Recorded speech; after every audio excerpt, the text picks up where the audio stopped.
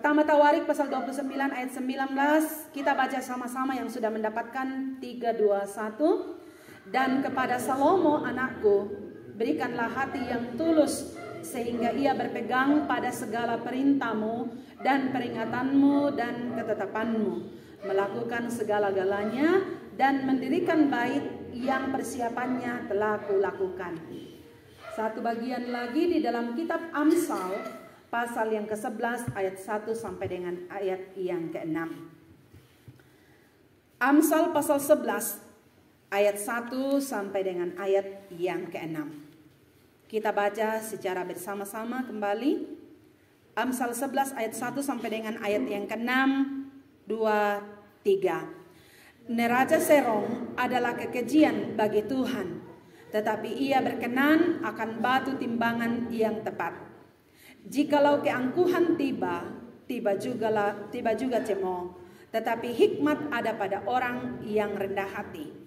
Orang yang jujur dipimpin oleh ketulusannya, tetapi pengkhianat dirusak oleh kecurangannya. Pada hari kemurkaan harta tidak berguna, tetapi kebenaran melepaskan orang dari maut. Jalan orang saleh diratakan oleh kebenarannya, tetapi orang fasik jatuh karena kefasikannya.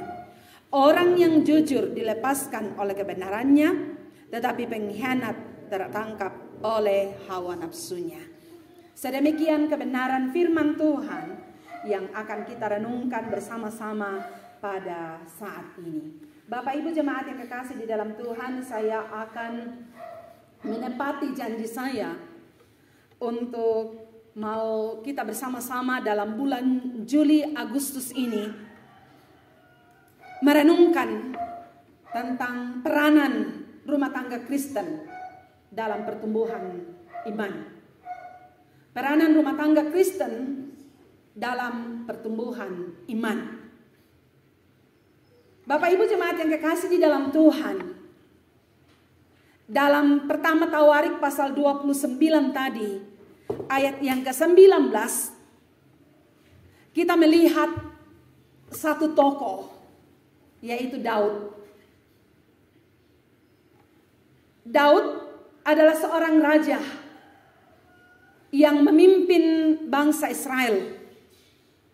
Bahkan dalam tanggung jawabnya, ia hendak untuk mendirikan bait suci, bait Allah. Namun dikatakan bahwa Daud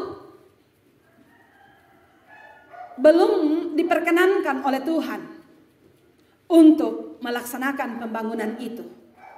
Dan Tuhan berfirman kepada Daud bahwa nanti anakmu Salomo lah yang akan mendirikan bait Allah itu. Itu sebabnya sebagai doanya, sebagai kerinduannya adalah meminta kepada Tuhan, berikanlah hati yang tulus. Bapak Ibu jemaat yang kekasih di dalam Tuhan, hari ini sebagai subtema kita dalam peranan rumah tangga Kristen dalam pertumbuhan iman, kita akan merenungkannya dalam satu sub yang sangat sederhana, yaitu warisan iman yang sejati. Setiap orang atau setiap bagi kita sebagai orang tua ingin untuk menyenangkan hati anak-anak kita. Ya, beberapa yang sudah punya anak yang hadir saat ini, yang boleh saya kategorikan bahwa sudah dalam keadaan, boleh saya katakan sudah dalam keadaan lanjut usia, apalagi yang sudah masuk 50 ke atas, bahkan yang punya anak pun, satu kerinduan kita adalah supaya anak-anak kita ke depan mendapatkan sesuatu dari kita orang tuanya. Itu sebabnya kita berusaha sedemikian rupa, sedemikian kuatnya kita untuk berbuat sesuatu kepada anak-anak kita, sehingga ke depan anak-anak yang kita kasihi, anak-anak yang kita sayangi, mendapatkan sesuatu dari kita sebagai warisan dari orang tuanya. Dan itu adalah hal yang sangat baik. Adalah sesuatu hal yang sangat berguna. Tapi jangan sampai kita memanjakan anak-anak kita, ya. Sehingga mereka katakan, wah, dan saya mau warisan bapakku, mamaku, saya tidak usah lagi kerja. Itu adalah sesuatu hal yang membuat anak masa bodoh. Tapi itu hanyalah merupakan sebuah tanggung jawab kita sebagai orang tua untuk bisa membuat anak-anak kita senang. Tapi pernahkah kita berpikir, adakah warisan iman yang kita wariskan kepada anak-anak kita? Apakah kita bertanggung jawab dalam kehidupan ini untuk membawa anak-anak kita bertumbuh dalam iman sehingga mereka dikenan oleh Tuhan, mereka hidup benar oleh Tuhan dalam kehidupan mereka sebagai orang-orang yang percaya kepada Tuhan, khususnya yang kalau kita melihat dari silsilah adalah turunan orang Kristen. Namun kalau kita melihat saat sekarang ini, saya sudah sampaikan dalam ibadah tadi pagi, begitu banyak orang tua yang tidak menghiraukan hal itu. Namun dari apa yang dilakukan oleh Raja Daud, dia sangat mengasihi anaknya. Tapi satu hal yang menjadi doa daripada Daud adalah supaya dia memiliki hati yang tulus. Mereka dapat melakukan apa yang menjadi peraturan dan ketetapan Tuhan dalam hidupnya, berpegang teguh kepada firman, kepada apa yang disampaikan oleh Tuhan kepada dia. Bahkan dalam akhirnya dikatakan supaya dia siap untuk melanjutkan pekerjaan pembangunan yang telah dipersiapkan oleh orang tuanya. Bapak Ibu saudara-saudara yang kekasih di dalam Tuhan, bagaimana dalam kehidupan kita? Apakah warisan yang telah kita berikan kepada anak-anak kita, warisan iman itu telah kita berikan kepada mereka atau belum? Saya tidak akan menunggu jawaban daripada kita, tapi ini akan menjadi perenungan. Ini akan menjadi sesuatu yang harus terus ada dalam benak kita. Sehingga mereka benar-benar anak-anak yang Tuhan karuniakan itu adalah benar-benar anak-anak yang takut akan Tuhan. Apakah warisan yang akan kita berikan, yang harus kita tanamkan di dalam hati anak-anak kita? Hal yang pertama adalah sebagaimana doa daripada Daud, berikanlah hati yang tulus. Bapak Ibu jemaat yang kekasih di dalam Tuhan, kalau kita berbicara tentang kata tulus, itu adalah berarti bersih, jujur, tidak pura-pura, dan benar-benar timbul dari hati yang dalam. Hati yang tulus adalah merupakan sebuah karakter rohani yang harus kita tanamkan kepada anak-anak kita. Sehingga dalam kehidupan mereka benar-benar menjadi orang yang dikenan oleh Tuhan. Kalau kita memperhatikan bagaimana Daud punya kerinduan, dan itu dapat dinyatakan langsung dalam kehidupan anaknya Salomo.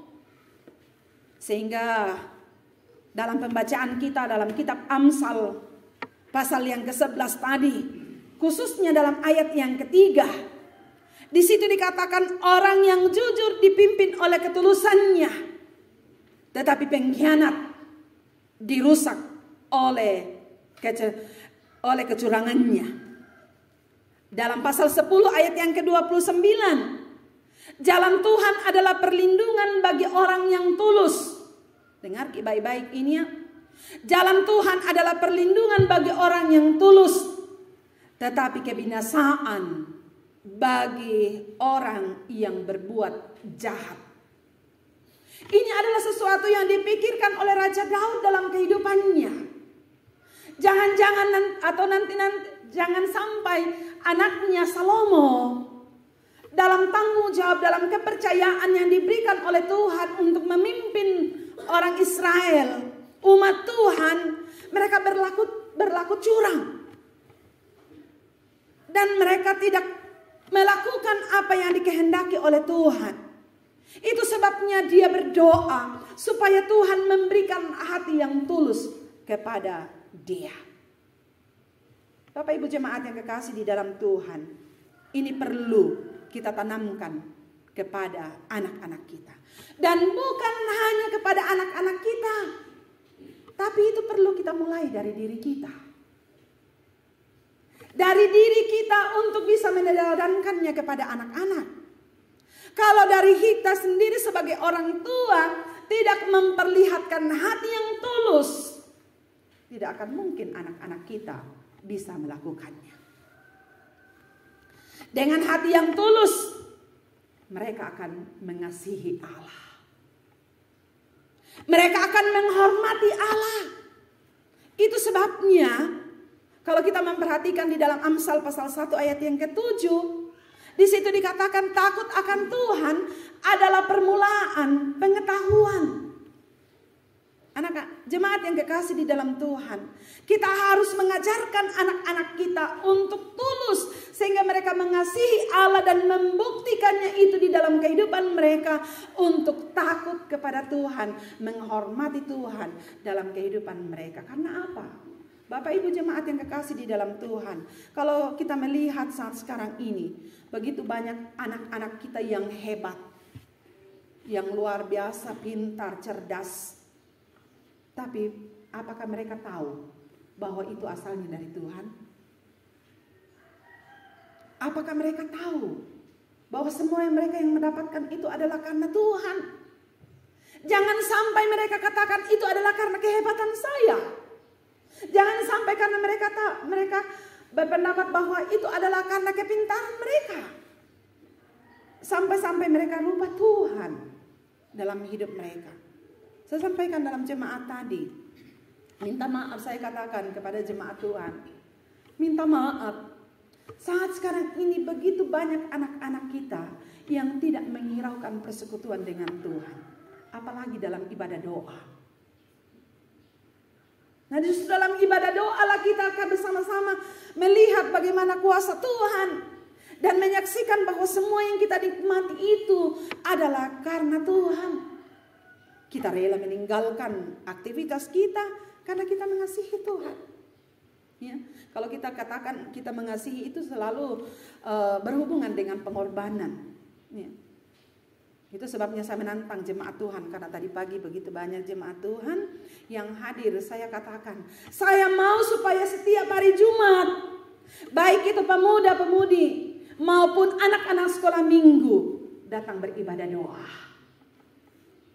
Mudah-mudahan hari Jumat depan saya melihat bukan hanya Jiro, bukan hanya beberapa yang lain yang datang, tetapi banyak anak sekolah minggu dalam dukungan doa, dalam dukungan moral, dalam dukungan orang tua untuk mengajak anak-anaknya datang beribadah doa.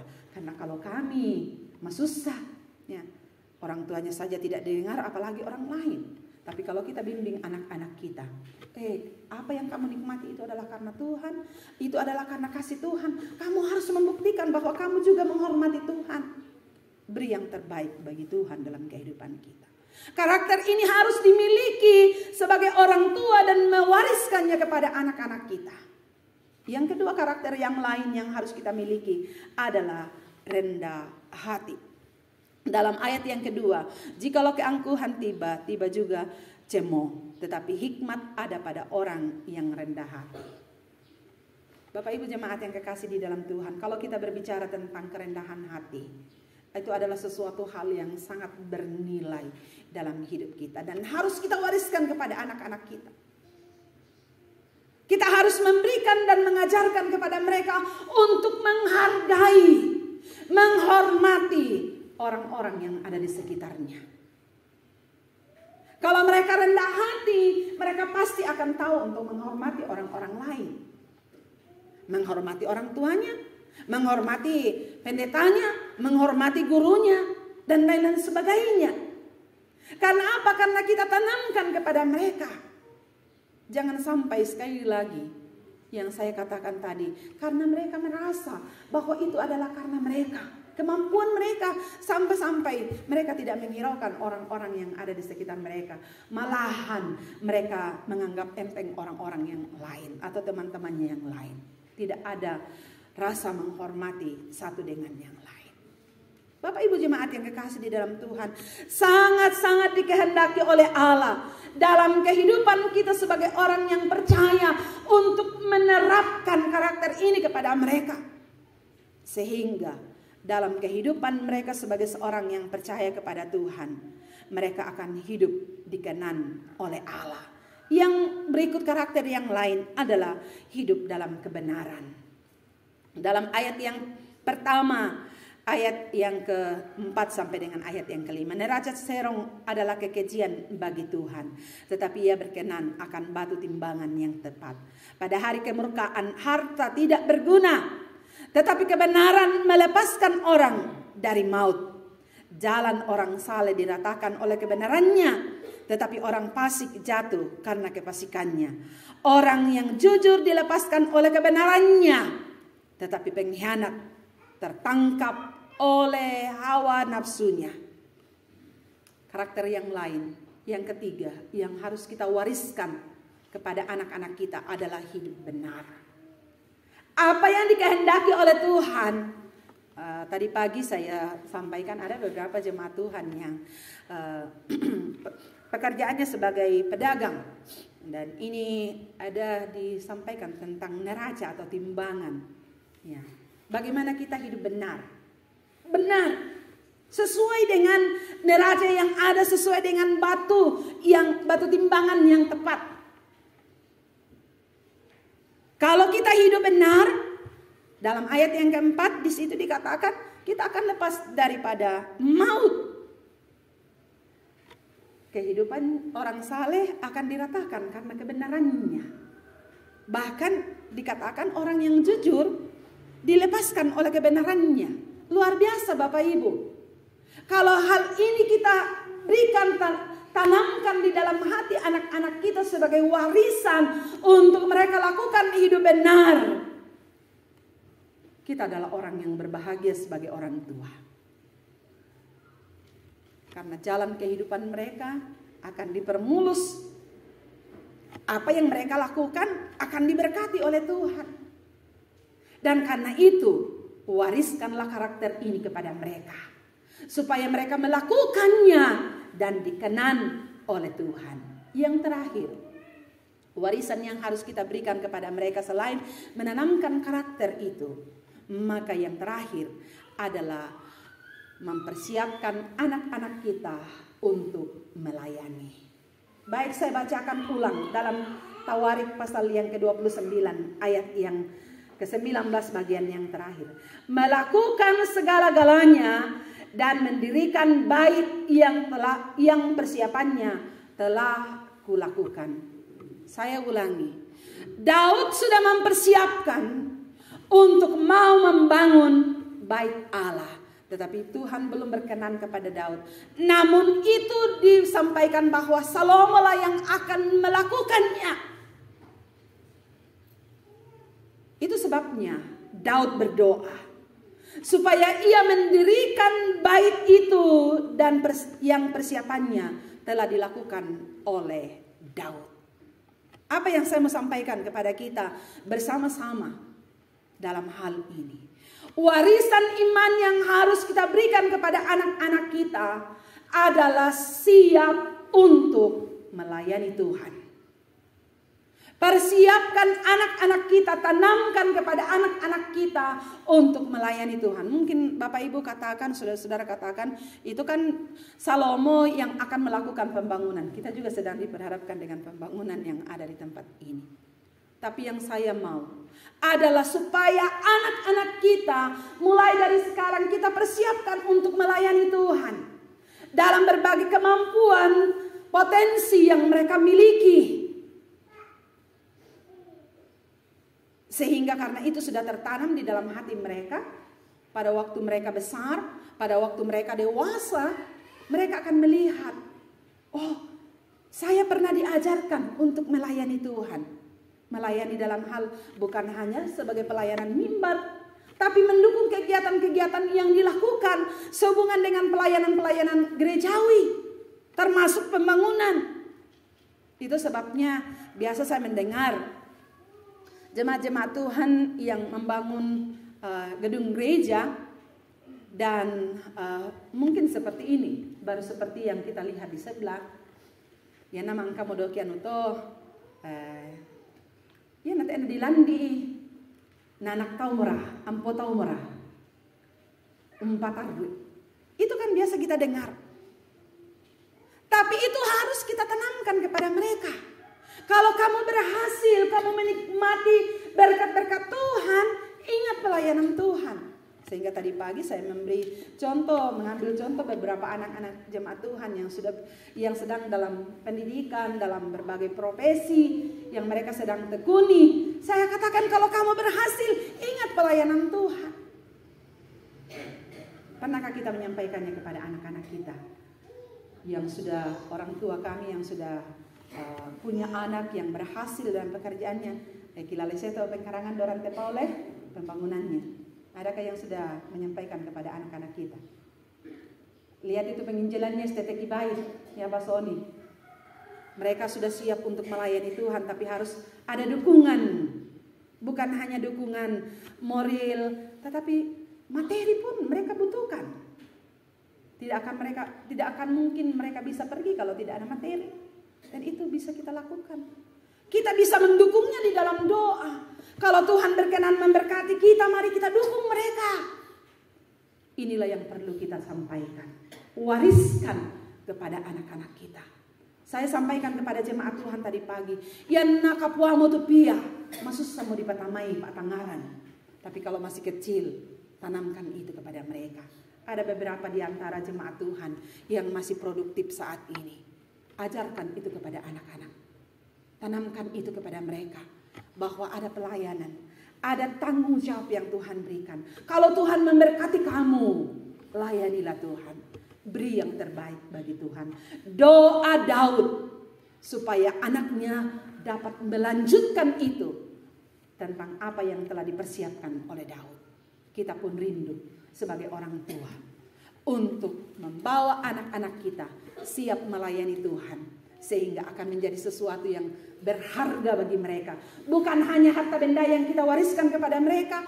Tetapi warisan rohani, warisan iman kita berikan kepada mereka. Untuk membawa sekali lagi. Untuk membawa mereka dikenang hidup benar di hadapan Tuhan. Amin.